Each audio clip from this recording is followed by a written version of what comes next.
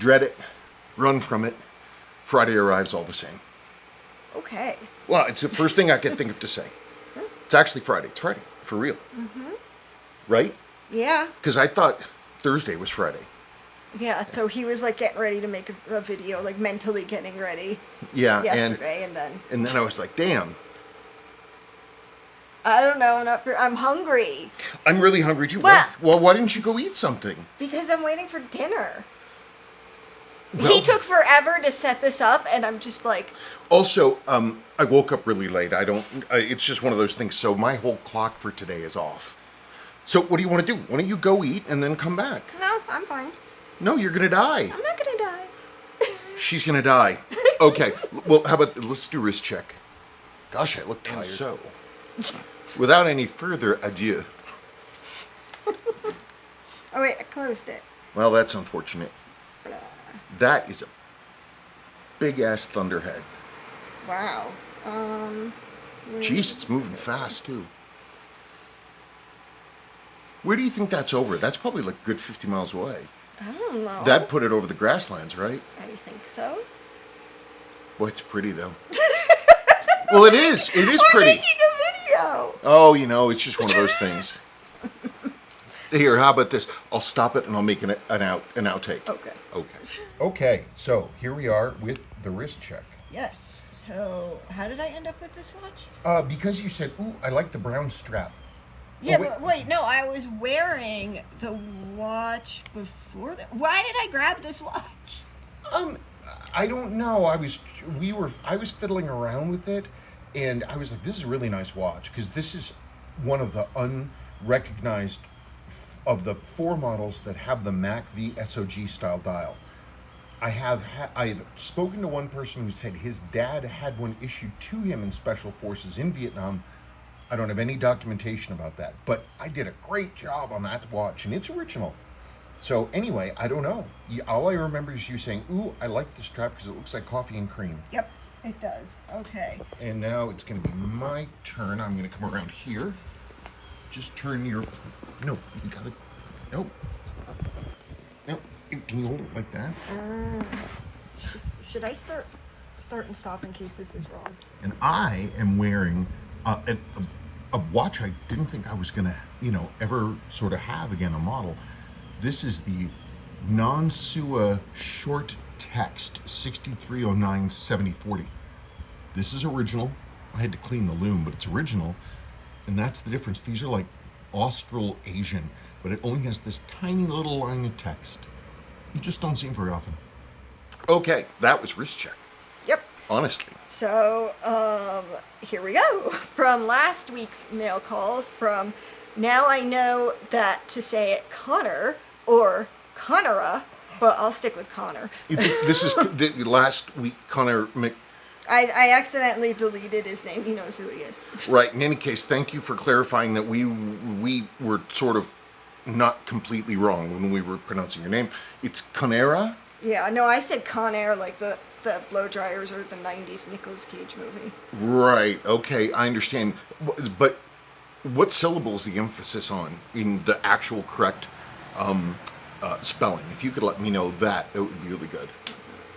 So, thanks for taking the time to read out my Porsche design question. I love the chronograph one and only learned after I bought it about the Top Gun and Mario Andretti connections. Yeah, it's cool, right? It's cool. I had no idea. And there's still, I know a lot about a really narrow subject, and there's a huge amount of stuff in the watch world, probably most of the watch world, that I'm absolutely ignorant of. So I really enjoy like off the beaten path questions like that, because it helps me learn new stuff, which is really good. And it makes my poor man's 62 MAS 62, my poor man's Hoyer makes it a little more special, because now I have a context for its design and where it came from, which I really didn't have before, and I have a different appreciation for it. But what's funny then, they always call it the poor man's Hoyer, because Hoyer made it for Lejour. Mm-hmm. Well, we now know that Hoyer copied the design wholesale from the original in 1972, which was a Porsche design. So I've got the poor man's Hoyer. The Hoyer is the poor man's Porsche. Porsche. Yep, that's the way it goes, folks. That's the way it is. The cat is under. I don't make the rules. I don't make the rules. Here, we were looking at the cat. I'm going to take a picture that he can put in. She's super hot, and she just cannot even. You gonna put this in? Mike D2662. Life doesn't chill, a steadfast truth. By the way, I finished Star Wars Knights of the Old Republic, and this game made me decide that I'm going to have to go dark side in the second one. The Jedi Order was insufferable in the first. The story twist was so good, though. I haven't finished playing it, but... It's supposed to be fantastic. But I'm wearing my... Oh, yeah, she's wearing her Obi-Wan shirt. That's awesome. I have to open the back door. So, why don't you talk about Star Wars for a second? Well, I don't know. I never finished because the thing is, I don't like playing actual games on mobile, and that's where I have the game. And Well, it's everybody I talk about. It's that or Battlefront 2 are the two that people talk about. I know I've never played the game. This is only information I've vaguely gleaned. People like Knights the... No, wait, which one is it that you have? You have to deal with basically the first time you run into an assassin droid. IG-88. He's crazy and sentient, and eventually he uploads his own consciousness to Death Star 2 right before it blows up. Whatever. Yeah, otherwise he was going to take over everything. Okay, so then he says, I guess to say somewhat on watch topic, my SBBN 033 is 6+ years old and still on the original battery. Wow. Crazy how long these 7C46 tunas can go on a battery. Yeah, the 7C movements are cool, and they're stripped down and just the right way. They're a good movement. Some people complain because they're kind of have one foot into that whole like plastic, movement thing, but not really. Like the train is still all metal and it's jeweled.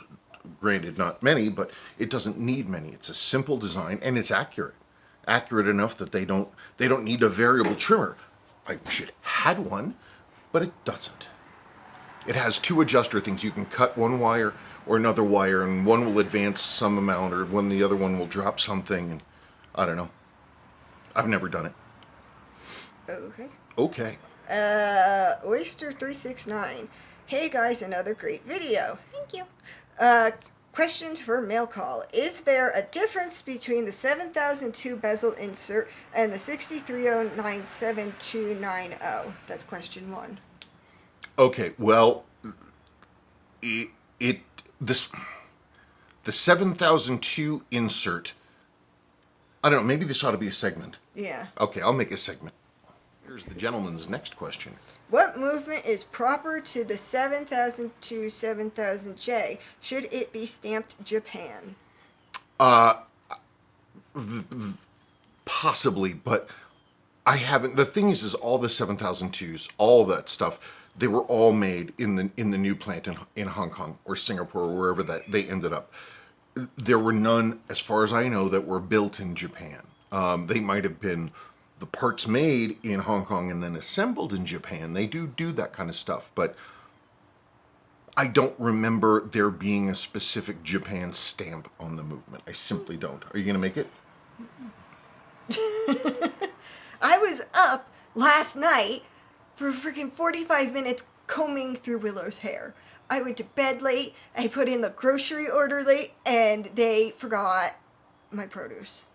So wait, have you heard back from them about that? No, I'm gonna do it on my computer. What are you doing? My freaking knee hurts. Sorry, old high school stupidity injury.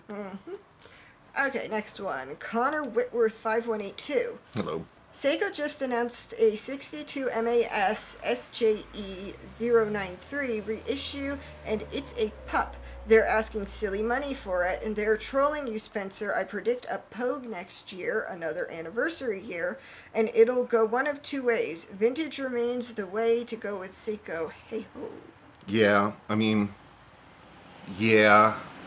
Oh, okay. Well, let me insert. Let me go. Let me do a little insert a thingy about that model because I haven't seen it either. So, I went and I looked this thing up, and here we go. This I only have pictures from the web, so I know just about as much as everyone else. So I did some research, but mostly I'm just looking at what the pictures show me. I see a high domed crystal. They probably did it in sapphire. I'm just guessing. Seiko has done a lot of different versions of the 62 MAS. They're getting closer. I don't know. It's a little tough. Let me see. Let me go back over here. So this is another shot of the new one. I want to compare that. You're going to have to turn your head to the original. All these pictures, by the way, are courtesy of Hodinkee, though, of course, just they did some good work. So here's the original. One of the things in my estimation there are a few things that make the 62 MAS, the original, so cool, so unique. For me, the biggest thing are the markers and how they're filled, because they're always done like this. They have a sort of a greenish Diny style loom. It's big grained. You can see the big grains when you blow that up a little bit. It has this kind of, like a little pile of salt. But it's really clean. And if you look at the edge of the markers, they're just knife edge sharp. They're absolutely perfect. And of course, they are the originals. They are high polish, which just looks awesome. The high polish is where it's at. It makes it just spring out between the dark gray of the dial and this green loom. It's to me, it's absolutely critical to have these flat, sharp edges and these deep inset wells of loom. And also, one of Seiko's less recognized cool things of this era, the perfect flatness of their hands. Everything stamped out clean, with this being the bottom of the stamping, so you get the clean cut. Just razor sharp, and that's Seiko grammar of design. Now, if we go back to the new one, we can see a few things. For some reason, the marker tops are matte. They're satin, which jacks up the whole look of the dial. It just makes it throws all the balance off balance. Sweep seconds hand is done the other way. The cut surface is on the bottom, which means you get this big blobby roundness, round top. It just looks like a cheap repro to me. And here's something that drives me bananas, and I don't know why they keep doing it. The kerning, the space here between divers and 200 is too big. It doesn't match the original, but it's too big. It looks like a font error. They need to be evenly spaced. I know what they were doing. They wanted to have it, like this, but Seiko has done. They're saying that they care more about the visual length of the lines than the fact that looks like a font substitution error. I would have just let it stack up and, be slightly inward. Seiko did that all the time.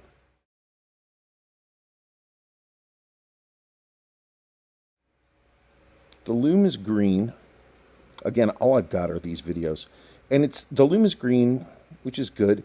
And it's inset a little, which is good. But it doesn't have that deep well. I bet these markers are pretty shallow inside. And it just doesn't look knife edge. It's kind of rounded. And that's kind of a thing that Seiko keeps having an issue with.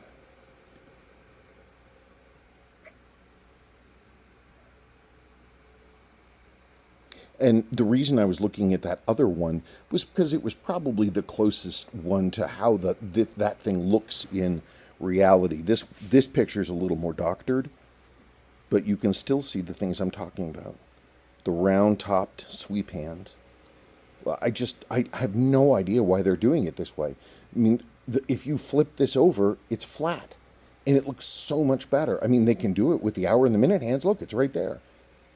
But again, you see these things, and they're supposed to be absolutely square on the corners, absolutely square, knife-edged flat all the way around, deeper. So these things are always kind of in shadow, which makes them, by the way, more visible, because you can just see the glow in the darkness. I mean, they got the look of the thing right. It's a high beat. The 6L35 is to 1880. No. It's 28.8 BPH. Okay, so they managed to get it pretty slim. The case looks really nice. Look, they got nice sharp cutting on there. Their case lines are pretty sharp, and that looks good. It's not etched. It actually looks stamped. I don't know if that's true, but that's what it looks like. So they were able to. This is the 6L movement family, which is a very slim movement. It's like 9.8 millimeters thick, or maybe even less. It's a real slim movement. It is a rebranding of the 4L family. The 4L family was invented in the 2000s for a couple Creedor watches. And it was designed specifically, and it was designed by Seiko Instruments, which was Suwa. So basically designed by Suwa as a new movement. But it was kind of a Swiss-style movement, and it was apparently designed to be able to be drop-in replacement for 2892 ETA movements. And so it matched all the dimensions of that. So this movement will drop into any watch with a 2892, and I'm assuming vice versa. It's a high beat movement. These had 25 joules. The 6Ls have 26. There's a few other little changes, but they're basically the same movement. It's old school style. I mean, this is like a 5600 style balance. It uses also, you'll notice, this is the winding bridge area. Sort of, this is where all the reduction gears and everything are right here.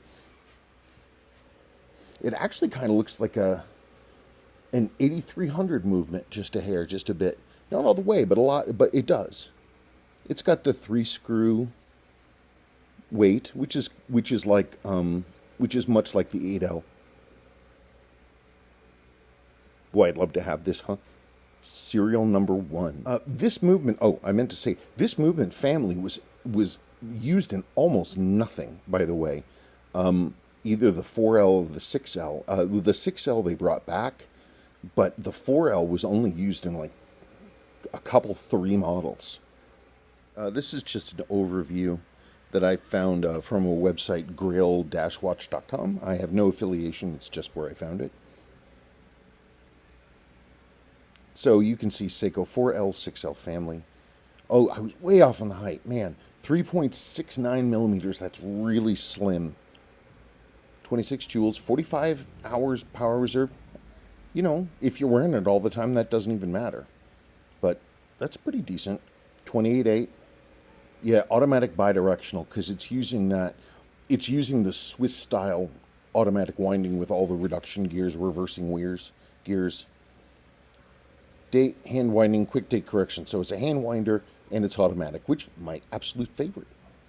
So it's a rare movement. But they brought it back, maybe to justify the price of doing the R&D on the thing originally, to make this slim watch. They, in my opinion, got the dial and the hands wrong. They're the simplest things to get right and the most important things in the watch from a visual perspective, and yet they got them wrong. So, I mean, that's just up to me. I wish it wasn't that case.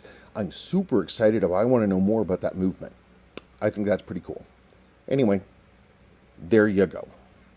Okay, so That one that you just stopped at, I'm so sorry, you looked like Uncle Richard. I was thinking the same thing. I was like, oh, see the finger up, and I'm like, God, that looks just like Uncle Richard. Jesus, it's wild. He's not actually my father, so don't worry about that. But we do look an astonishing amount like each other. Yes. I'm just less crazy. It's not hard. I'm certainly less autistic. Yes. Yes. Okay, Nielsen Gupta. Hi guys, great to have you back. Question for next mail call. You have frequently talked about keeping the sweep hand running on a 6139 so as not to stress the chronograph wheel. Does the same rule apply on a Quartz 7T? No, it's totally different technology. It's a good question because a lot of people ask that question. So to talk about why that's not true for quartz is, I'll just quickly talk about why it is true for the 6139s and 6138s. Those things are vertical column chronograph. There's this big chronograph wheel with a gear around the middle, and that part can spin independently from the main pinion going all the way through that the sweep hand sits on. And it literally has clutch. It has a clutch plate and clutch springs, and when you click the on-off button, the arms go in like this, and it separates that clutch from the middle section. So when you want the chronograph stopped, click in like this, and the chronograph stops. But the core build of the watch and that part is to run. It's not so much a watch that can become a chronograph to do time. It's really a chronograph that can be turned off into a three-hand way. It's true.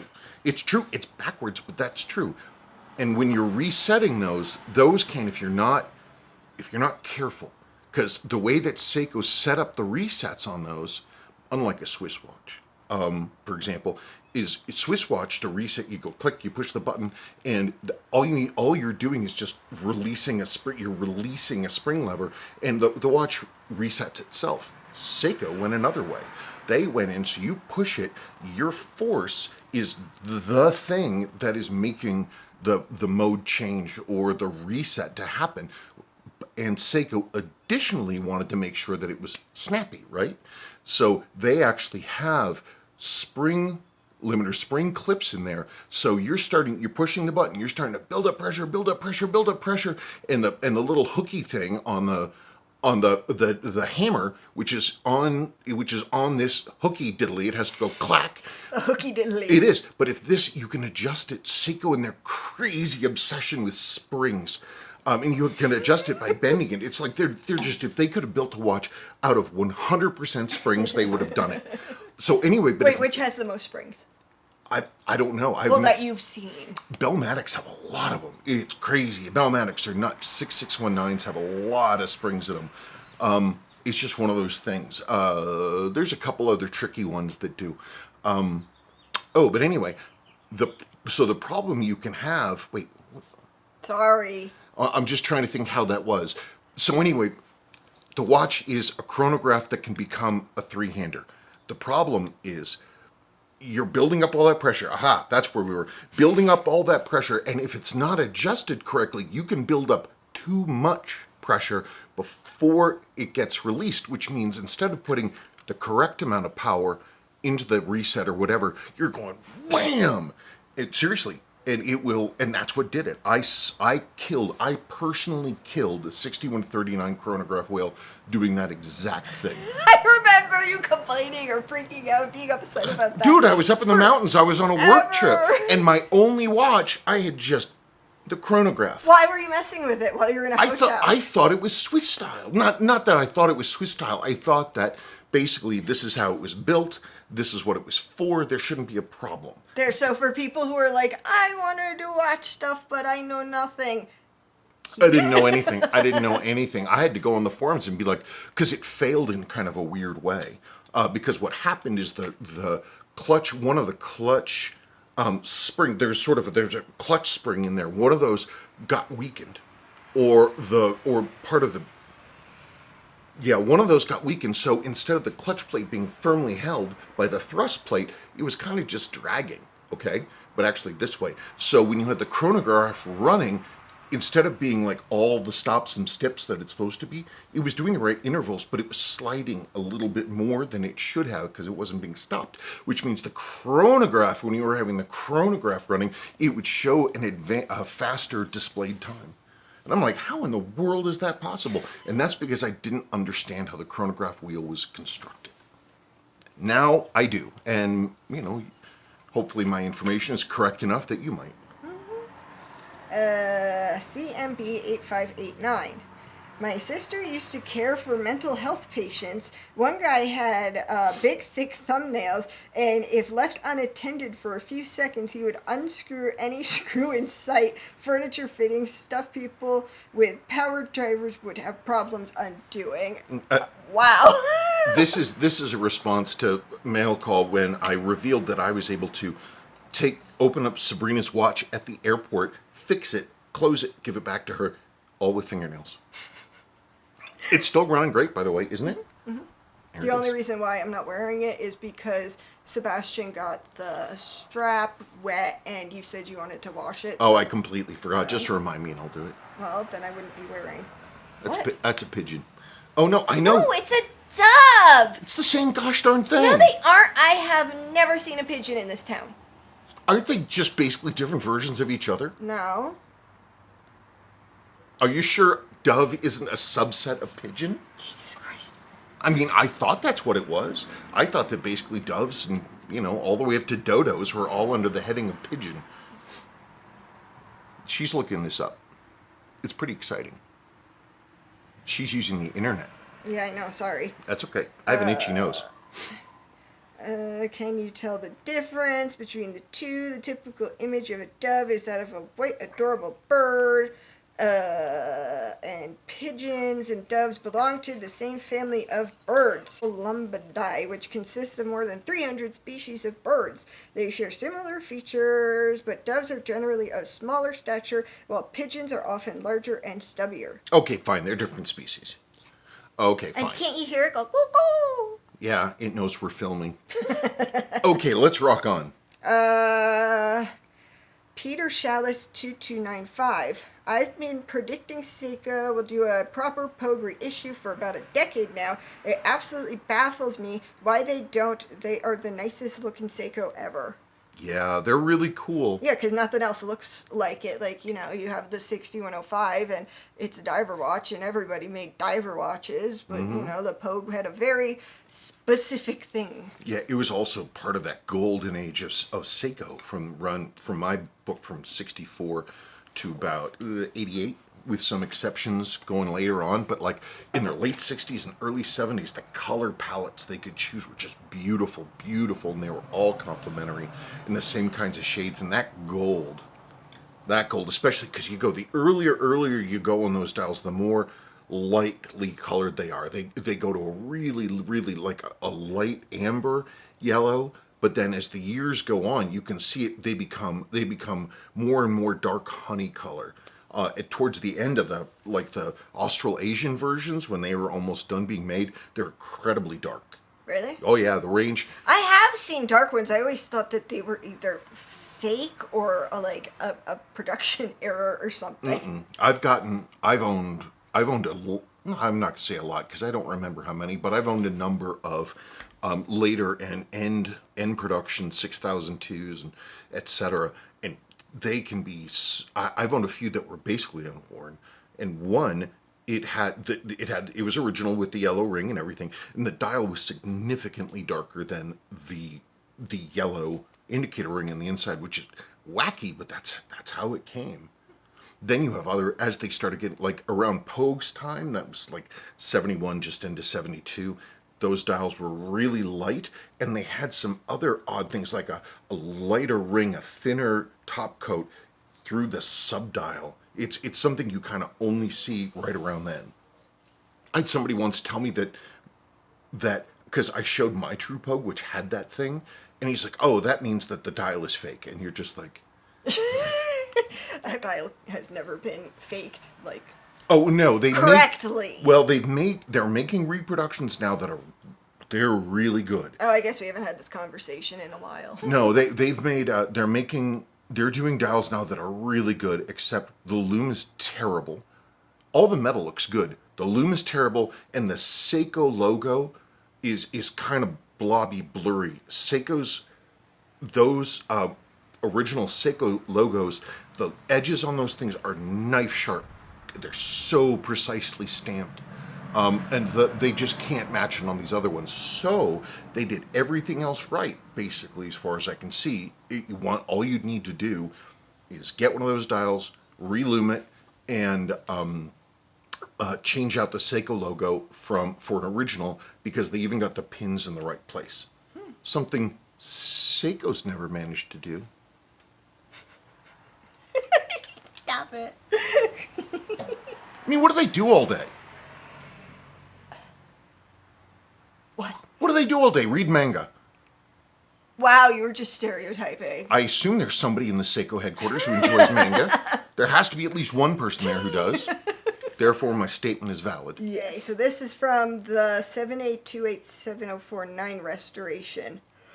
From Petunia on the Beat. Well, this made me appreciate 7049 on my wrist like no other. This is engineering insanity. LOL. Yeah, this comment is on an older video restoration I did of a 7828, 7049, which is it has a rotating ring. It's kind of like one of the diver chronographs they made in that line. You'd recognize it. It has a bead blasted finish, all black. It's one of the ones where the dial layout is pretty close to a Speedmaster. And the one thing that separates it, though, is that rotating ring. But when Seiko designed the 7As, as I always say, they invented the analog quartz chronograph. It had never been done before. And Seiko swung for the fences. Oh, those ones. Yes, Seiko swung for the fences here. Seiko swung for the fences, and they spared no expense because they wanted to show the world that quartz was the future and that quartz was high quality.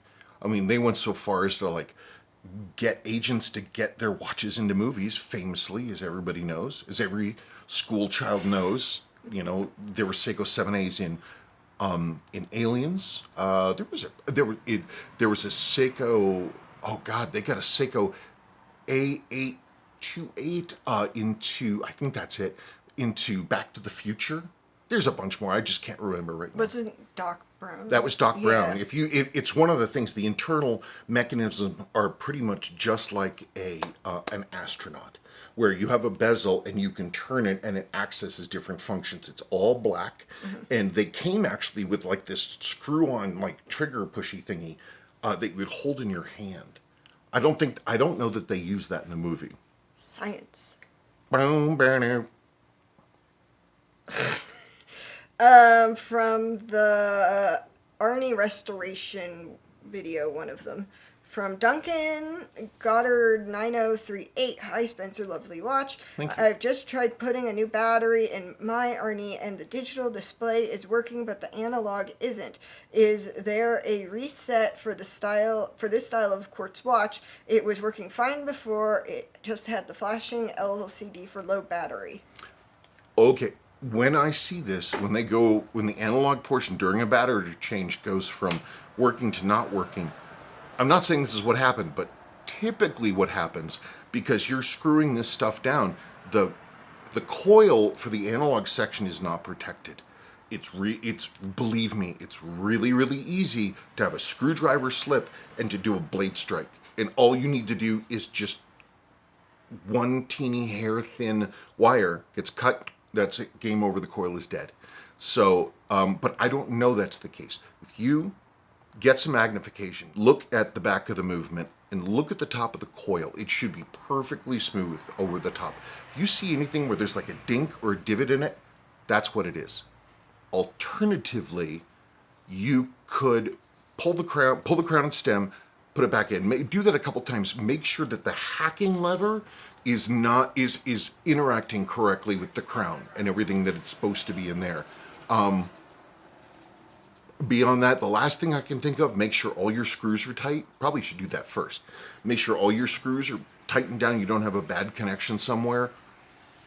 The only thing I can think other than that is that when you were in there, you might have gotten some piece of debris or something into the train, because the train is right there where the batteries. You have the battery, and then here's the train bridge, and it's got all the wheels and stuff underneath it, just like that. If you get something in there, that could be a problem.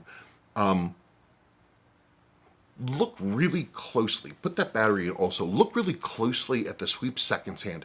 See if it's wiggling at all. Because if it's wiggling at all, it's trying to turn, but something is stopping it. either it needs cleaning or there's debris in the train. There you go. Okay. That's it. Really? Anyway, you're just using process of elimination, but it's those physical trains. They either work or they don't. So I would check. I would check the coil. I hope I'm wrong, but you know that's the first thing I would look at. I guess that's it. Not much else going on. Yeah, that thunderhead is moving. I think the wind is coming due south. That's really strange. Gosh, the weather's been so weird this year. Yeah. I think everybody knows that. Well, you know, it's one of those things. Some have it way worse than we do. Yeah, oh my God. Well, yes, we are, every day we are extremely fortunate. Well, yeah, because it's been, normally, since I've been here, it's been, well, like it is right now, really hot, and it goes on forever and ever, and it never rains, and it's awful. And then, I don't know, this past spring and until this week, it was just raining almost every day. It was so weird. It was the most beautiful spring and beautiful first half of summer I can literally remember in my entire life in this town, because it's almost desert. And so usually it's hot and dry, but man, during the mid-'80s, it was beautiful like this. It was beautiful and green. And I guess that must have been the last time it was like this, but it was never like this in my life. Everything's green and lovely, and the air's nice, and there's flowers everywhere, and you know, but well, you know, comes at a price. Yes. Okay, well that's it. We have some fun stuff coming up. I have a whole bunch of videos that I want to do. Comparison of all the 6309 types. I have one now of each of the variants, including the short text 6309, the rarest and, in my opinion, a pretty nifty model for a couple of reasons. I have that. We've got a lot of new stock is going to come in, and so keep an eye on our sales page because we have a lot of stuff coming in. We bought somebody's collection, and it's we're going to have a great bunch of new stuff to put up. I don't know. That's it. Okay. We'll see you. Thank you, folks. Bye-bye.